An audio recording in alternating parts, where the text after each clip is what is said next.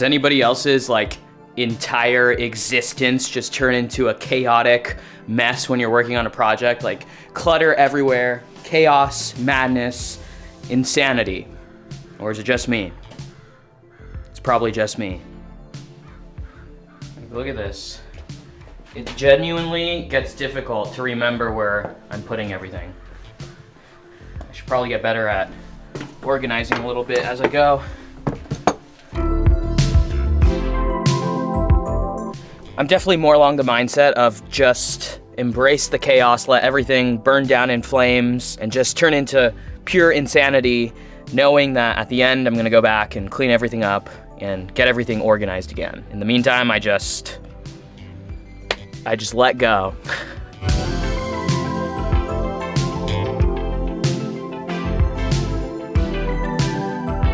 Now, before you guys say, wow, good job, Jonathan, that looks as good as new, I do have a confession to make. I gotta show you a little bit up close. Now, if you take a closer look, you'll notice, hold on, let me close this so we don't have this weird sun ray coming in. Move this out of the way. Now, if you'll take a closer look, you'll notice that there are some imperfections here. There's this gap here. This is a completely different trim. This is a different trim. This wall panel here is brand new. I replaced all of the rotten wall panels with new wall panels, but you'll notice that it's actually not the same as the original wallpaper, obviously. There's some staple holes. There's some general imperfections everywhere. The closer you look, from far away, it looks really good. Over here, you can see this is a different panel than this because they only had one of these, unfortunately. The trim isn't exactly looking like the stock trim, and that's kind of just how it is all the way around. This trim piece right here particularly is pretty bad. If you'll notice at the bottom, this was actually affected by some of the water damage. And all the way along the top, there's actually a lot of nail holes and imperfections. This is an old scrape that was here. But if I wanted to completely replace this, I would have had to tear out the cabinet to get to the top piece of that. So I decided that I did not want to tear out the cabinet. But this whole area here is brand new. This wall panel is new. This wall panel is new. All of those were all moldy and nasty before. Now the good news is that once you put the couch cushions back, all of the cushions back, all of these problems, these things, these imperfections that don't look that great when you look up really closely under a magnifying glass, with the couch cushions in, most of those details are pretty much non-existent. They're hidden away behind the couch cushions. So it looks really nice in here. It looks really nice in here overall.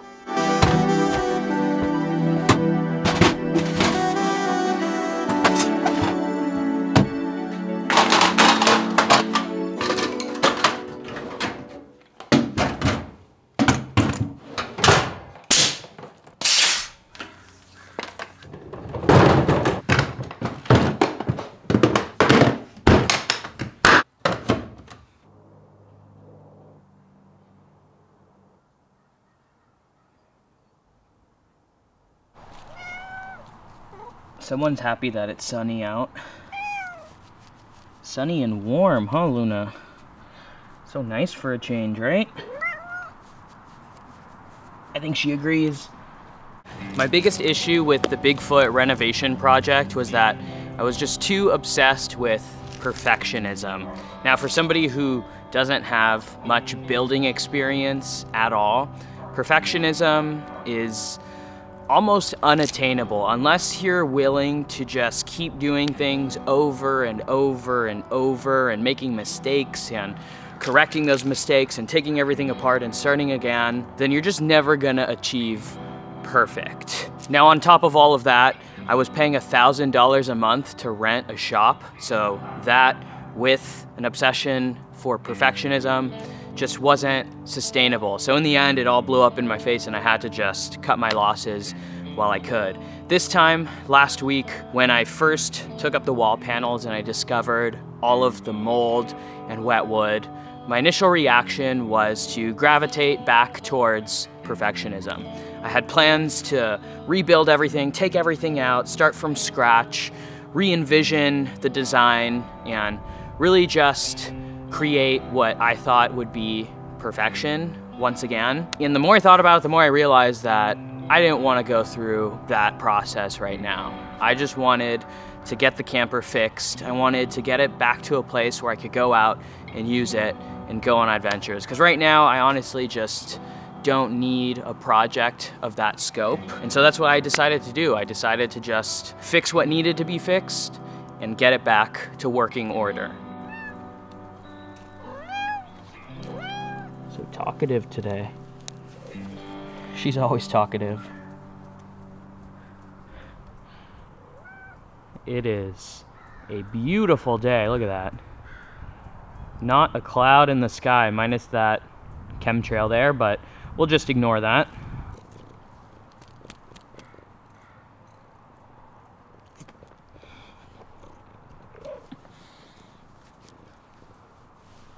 She's such a lap cat.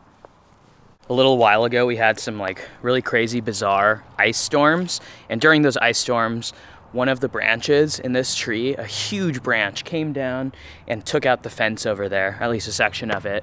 And so when the arborists came and cleaned up the tree, took down all of the extra limbs, they cut it up for us and left us with this. A nice large stack of firewood rounds. When he came and asked if we wanted it for firewood, I thought they were gonna chop up like maybe a branch or whatever. And then I came out and was like, oh, there's like a half cord of firewood out there. It does take a while to like dry out and fully season until you could burn it. So we haven't burnt any yet. Next winter.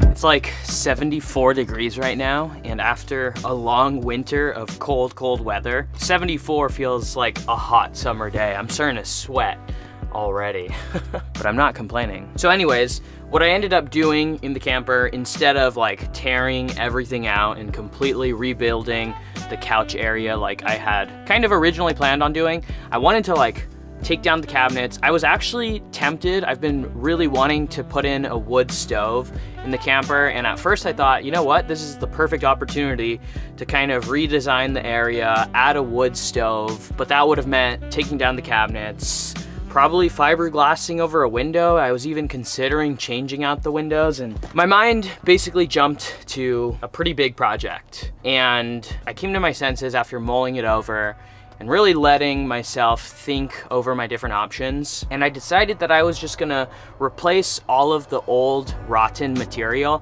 I took out all of the old moldy wood and I replaced that. I hit all of the wet areas with some mold killing spray. I let the camper air out for a few days. It's been sunny, it's been dry, so that did wonders in here to just get everything nice and dry again. And then I just rebuilt it the way that it was built, which was a lot easier than completely taking everything out and restarting it from scratch. A lot of the time with me personally, I know that I have big dreams and hopes and visions for all of the different projects that I want to do and the things that I want to accomplish. And of course, it's good to have big visions for what you want to accomplish. But for something like this, you really have to put it into perspective. Like, what do you actually want to get done here?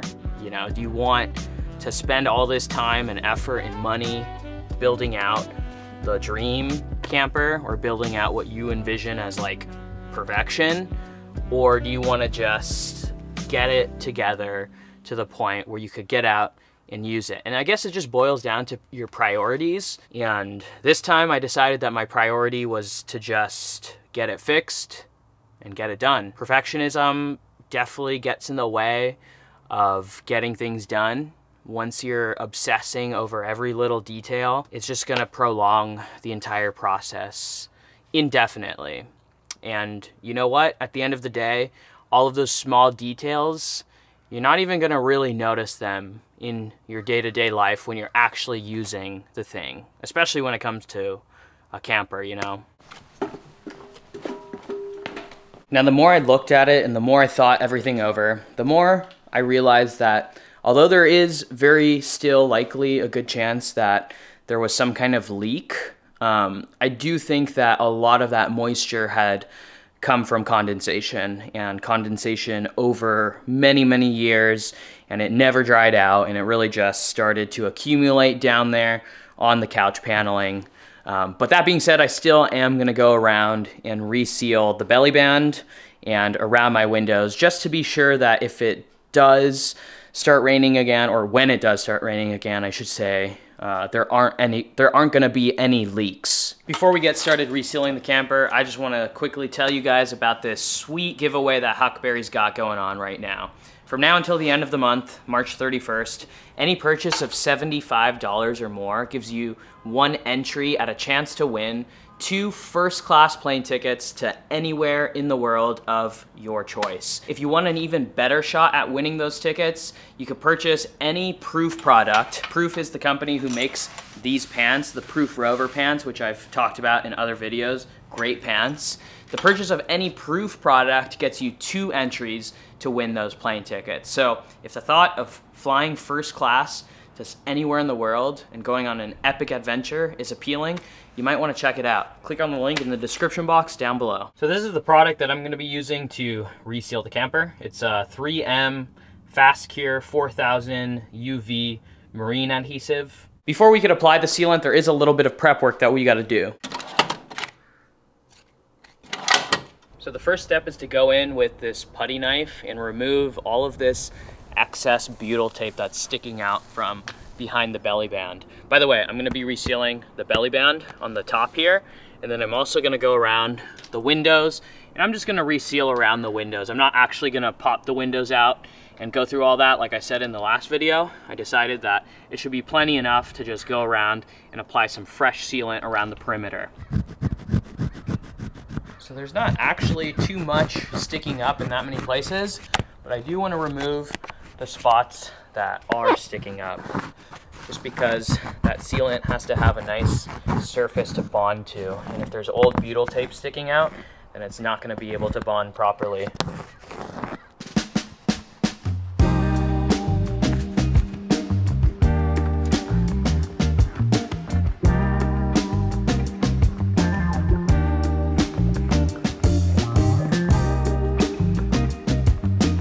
So as you can see here, the way that these northern lights come from the factory, at least these older ones, there's only caulking around the top edge here to about there. Underneath, there's nothing. There's just the butyl tape behind the window frame, but they did actually put this silicone sealant over top. Of course, we want to make sure to remove all of this before putting new sealant on top. Silicone can be kind of a pain to remove, but typically once you get it going, you can kind of just pull most of it off like this. Oh, that's a good one. That's a really good one, actually. Oh, there it goes. And then if you could see underneath there, there is some butyl tape edges sticking out. So you just go in like this, and you're gonna want to just clean all that up as well.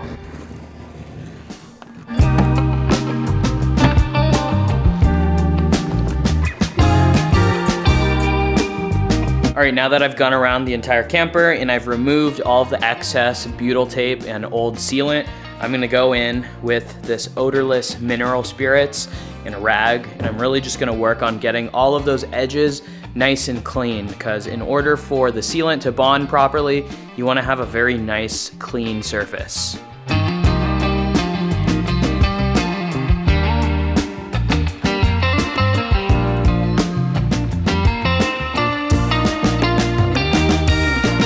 So I went around the entire camper, I removed all of the old butyl tape and the old sealant.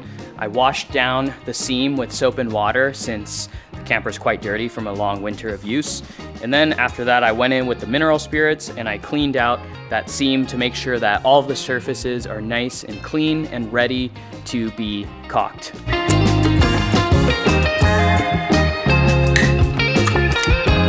thing that I've heard about this 3M sealant that's really crucial to keep in mind is you want to use as small of a bead as possible. So that was actually kind of a bigger hole than I was trying to cut, but it'll have to do. So rather than using my finger to go in and smooth the caulk bead after, I'm using this damp microfiber towel.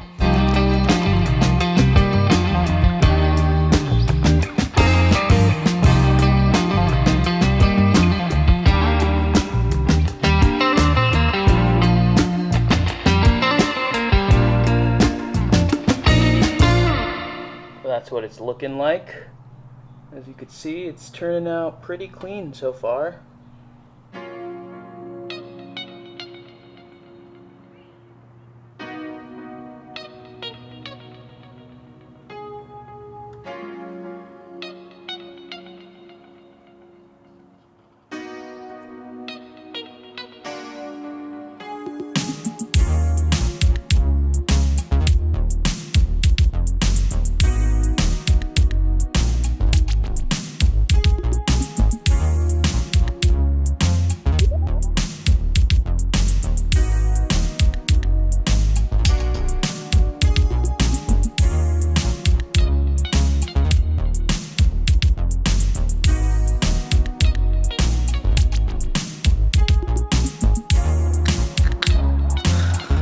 Cheers to letting go of perfectionism and just getting it done.